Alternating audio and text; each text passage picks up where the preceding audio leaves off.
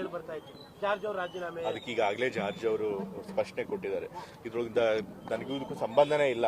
Actually George ಅವರು ಏನೋ ಬೇಸರ ಮಾಡ್ಕೊಂಡಿದಾರ ಅಥವಾ ಏನೋ ರೆಸಿಗ್ನೇಷನ್ ಲೆಟರ್ ಕೊಡಕ್ಕೆ ಹೋಗಿದಾರ ಅದೆಲ್ಲ ನನಗೇನು ಗೊತ್ತೇ ಇಲ್ಲ. ಸೊ ಆದ್ರೂ ಕೂಡ ಅನ್ನೆಸೆಸರಿಯಾಗಿ ನನ್ನ ಹೆಸರು ಇದ್ರೊಳಗೆ ಟ್ರ್ಯಾಕ್ ಮಾಡಿದ್ದಾರೆ. ಸೊ ಅದು ಯಾರು ಆ ರೀತಿ ದುರ್ದೇಶಪೂರಿತವಾಗಿ ನನ್ನ ಹೆಸರು ತಂದ್ರೆ ಗೊತ್ತಿಲ್ಲ. ಸೊ ಬಟ್ ಅದ್ರೊಳಗಂತೂ ಯಾವುದೇ ಒಂದು ಸತ್ಯ ಇಲ್ಲ. ಅಲ್ಲ, ಯಾಕೆಂದ್ರೆ ಪ್ರತಿ ಸತಿ ಯತೀಂದ್ರ ಅವರ ಟಾರ್ಗೆಟ್ ಅವ್ರು ಮಾಡ್ತಾನೆ ಇರ್ತಾರೆ. ಅದೇ ಕೆಲಸ ಬಿಜೆಪಿ ಅವರಿಗೆ. ಅಸೆಂಬ್ಲಿಲೂ ಕೂಡ ನನ್ನ ಹೆಸರು ಮೆನ್ಷನ್ ಮಾಡಿದ್ದಾರೆ. ಯಾಕೆ ಅಂತಂದ್ರೆ ಸಿದ್ದರಾಮಯ್ಯ ಮೇಲಾಗ್ಲಿ ಸರ್ಕಾರದ ಮೇಲಾಗ್ಲಿ ಅವ್ರಿಗೆ ಯಾವುದೇ ಗುರುತರ ಆರೋಪ ಮಾಡಕ್ಕೆ ಯಾವುದೂ ಇಶ್ಯೂ ಇಲ್ಲ. ಸೊ ಹಾಗೆ ಅನ್ನೆಸೆಸರಿಯಾಗಿ ನನ್ನ ಹೆಸರು ಹಿಡಿದಿರ್ತಾರೆ. ಈಗ ಗ್ರಾಮ ಪಂಚಾಯತ್ ಚುನಾವಣೆಗೆಲ್ಲ ಬ್ಯಾಲೆಟ್ ಪೇಪರ್ನ ಯೂಸ್ ಮಾಡಬೇಕು ಅನ್ನುವಂಥದ್ದು ಕ್ಯಾಬಿನೆಟ್ ಅಲ್ಲಿ ಅಪ್ರೂವ್ ಆಗಿದೆ. ಸಂತೋಷ, ಒಳ್ಳೇದು. ಇವಾಗ ಒಂದು ಡೆಮೋಕ್ರಸಿನಲ್ಲಿ ಎಲೆಕ್ಷನ್ಸ್ ಫೇರ್ ಅಂಡ್ ಫ್ರೀ ಆಗಿರಬೇಕು.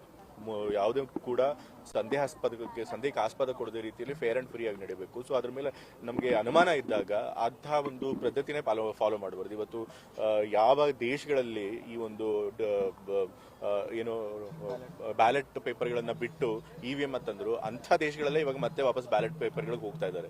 ಸೊ ಅದ್ರೊಳಗೆ ಅಂಥ ತಂತ್ರಜ್ಞಾನದಲ್ಲಿ ಮುಂದುವರಿರುವಂಥ ದೇಶಗಳೇ ಅದನ್ನ ಕೈ ಬಿಟ್ಟಿರ್ಬೇಕಾದ್ರೆ ನಾವು ಕೈ ಬಿಡೋದ್ರೊಳಗೆ ಏನು ತಪ್ಪಿಲ್ಲ.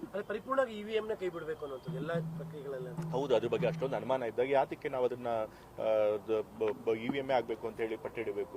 ಬ್ಯಾಲೆಟ್ ಬೇಕ್ಸ್ ಇವಾಗ ಸೇಫ್ ಇದೆ. ಮೊದಲಿನ ತರ ಯಾರು ಇವಾಗ ಹೋಗಿ ಏನು ಬೂತ್ಗಳಲ್ಲೇ ಚೋರಿ ಲೂಟಿ ಮಾಡಕ್ ಸಾಧ್ಯ ಆಗೋದಿಲ್ಲ. ಇವಾಗ ಪೊಲೀಸ್ ಅವರು ಇದ್ದಾರೆ, ಜಾಸ್ತಿ ಫೋರ್ಸಸ್ ಇದೆ, ಮತ್ತೆ CCTV ಕ್ಯಾಮ್ರಾಗಳಿದೆ. ಸೊ ಹಾಗಾಗಿ ಅಕಸ್ಮಾತ್ ಅದ್ರೊಳಗೆ ಏನಾದ್ರು ಅಕ್ರಮ ಮಾಡಿದ್ರೆ ಅದನ್ನ ಹಿಡಿಯೋದು ಸುಲಭ. ಬಟ್ ಆದ್ರೆ ತಂತ್ರಜ್ಞಾನ ಬಳಸಿ ಏನಾದ್ರು ಅವ್ಯವಹಾರ ಮಾಡಿದ್ರೆ ಅದನ್ನ ಹಿಡಿಯೋದು ಬಹಳ ಕಷ್ಟ ಆಗುತ್ತೆ. ಸೊ ಹಾಗಾಗಿ EVM ಬದಲು ಬ್ಯಾಲೆಟ್ ಬಾಕ್ಸ್ ಅಲ್ಲಿ ಎಲೆಕ್ಷನ್ ಮಾಡಿದ್ರೆ ಸೂಕ್ತ. ಅಲ್ಲಿ ಮುಂದಿನ ವಿಧಾನಸಭೆನೂ ಕೂಡ ಬ್ಯಾಲೆಟ್ ಅಲ್ಲಿ ಆಗ್ಬೇಕು ಅದು ನನ್ಗೆ ಗೊತ್ತಿಲ್ಲ. ಯಾಕೆಂತಂದ್ರೆ ಅದು ನಮ್ಮ ಕೈಲಿ, ರಾಜ್ಯ ಸರ್ಕಾರದ ಕೈ ಇಲ್ಲ. ಬಟ್ ಖಂಡಿತ ಅಫ್ಕೋರ್ಸ್ ನಾವು ಬ್ಯಾಲೆಟ್ ಬಾಕ್ಸ್ಗೆ ಹೋಗೋದೇ ಬೆಟರ್ ಅನ್ನೋದು ನನ್ನ ಅನಿಸಿಕೆ.